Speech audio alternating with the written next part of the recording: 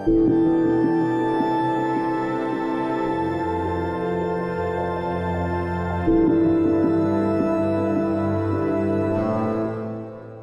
there, Genso here. This is my Devil May Cry 5 Dante Must Die difficulty S rank walkthrough. This is mission 16. It is entitled Diverging Point Dante. We've got Dante here. And this is a great Dante mission. There's a big conglomerate of enemies. It's fight after fight. It's utilizing all of Dante's tools to get it done.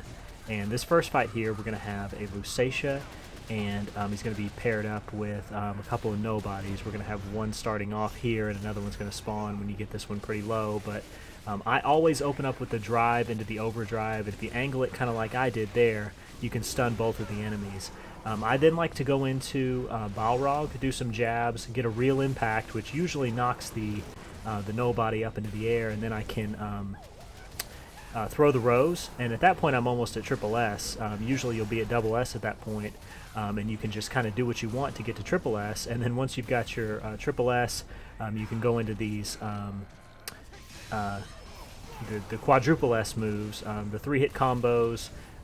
You can also do the Sin Infernos to stun the enemies and just kind of kill them at your leisure. But real impact there. I tried to juggle that enemy in the air. It didn't work out too well for me. It can be kind of hard to catch enemies in the air out of the real impact, even with trick up. I've tried it, multiple times, and I don't know. Maybe I just haven't experimented with it enough. But I would really like to get a way to launch bigger enemies, because real impact is good at launching enemies that have a little bit more armor, and being able to follow them up into the air and do some combos in the air. But I haven't really found anything that works really well. But finding things that works really well can seem fairly difficult in this mission, but once you know what you're doing, it's really systematic. Like this next fight here, just a couple of chaoses, and there's going to be several of these green impuses, which are going to be healing them. I would recommend just kind of ignoring the green impuses. They can occasionally hit you from their little perches above your head, but most of the time they're extremely passive. I don't recommend prioritizing them. If they give the chaoses a heal, it just gives you an opportunity to beat on them some more. So ultimately they're kind of helpful if you think about it in that sense. But yeah, you can start off the fight. I'd like to start off this fight with a Cascade 2 from Kalina Ann, and that gets the fight off to a good start. Once you've got both the chaoses knocked down, usually one of the big AoE moves allows you to break the spikes. Kingslayer's really good for that. You can also go into the Dance Macabre with the Devil's Sword Dante.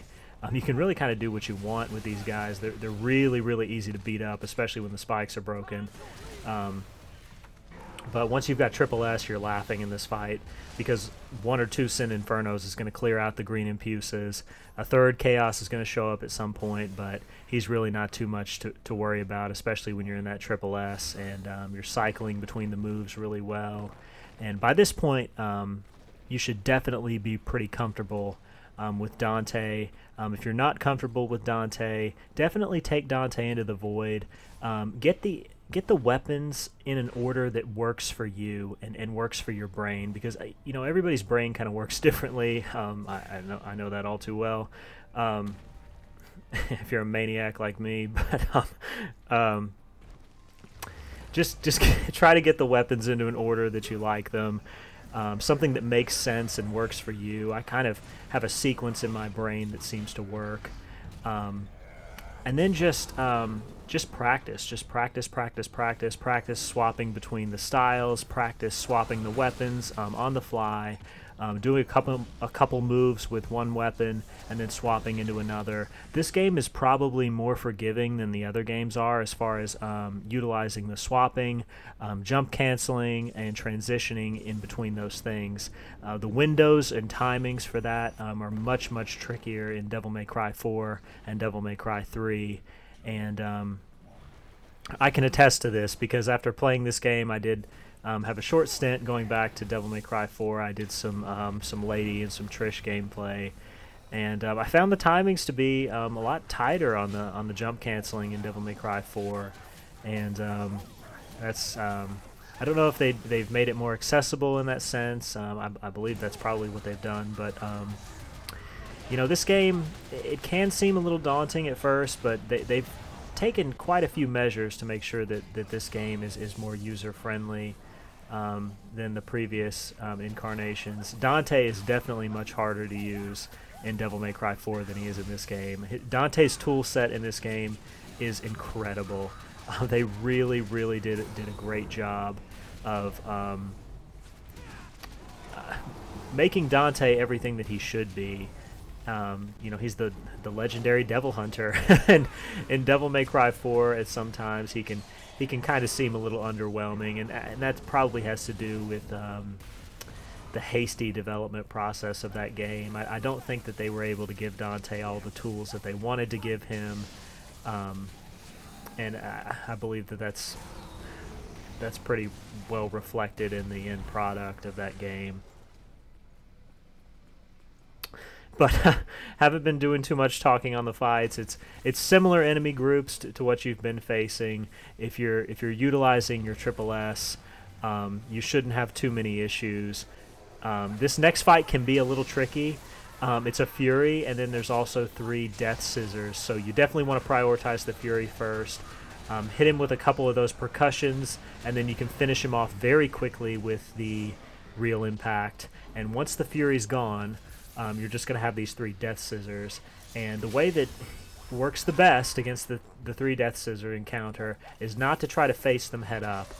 If you hold the attack button on King Cerberus, Dante will charge up an attack, and you can utilize any of Dante's attacks from this state. You can even utilize the Swordmaster moves if you swap from the main attack button to the style button. You can utilize those attacks as well, but the attack that we want here is just the standard hold the attack button and release, and that's a move called Long Barrel.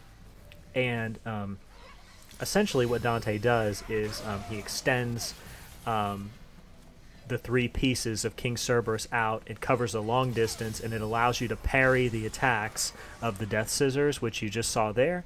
You can do that repeatedly. The timing does not have to be too specific. If you miss the timing, then a lot of times the Death Scissors will just kind of back up and regroup and try another attack. So it's not too punishing if you miss the timing, but if you get the timing, the Death Scissors mask will glow red, and you'll be able to kill him with a shotgun blast or any blast from any one of Dante's firearms.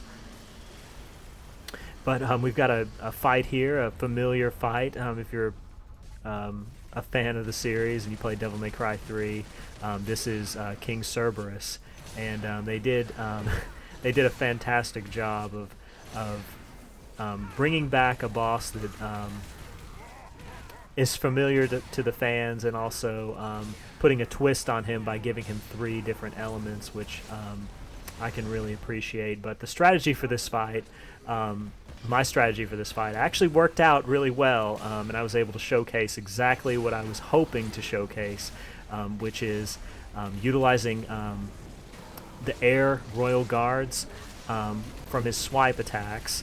I also do some pretty kind of fancy looking parries on his transformation AoEs, which I don't recommend you doing if you're not as learned at the game as I may be, but nonetheless, if you miss the timing early, then you'll just guard it. It'll cost you some Devil Trigger. If you miss the timing late, it's going to do big damage to you. So you've been warned. If you want to try to parry the AoEs, go ahead and do that. But mostly what you're going to be doing is doing a jump, royal guarding the swipes from Cerberus, building royal release, and capitalizing on that when it's full. If you're using this strategy, all you'll have to do is just jab with Balrog in the meantime. Every time in between his swings, you'll just do a jab, jab, jab, jab, jab, and just the standard jabbing with the Balrog, and you'll just wait for more swipes, and you'll just do this, which is to just jump, block, and these royal releases will continue to build the style meter.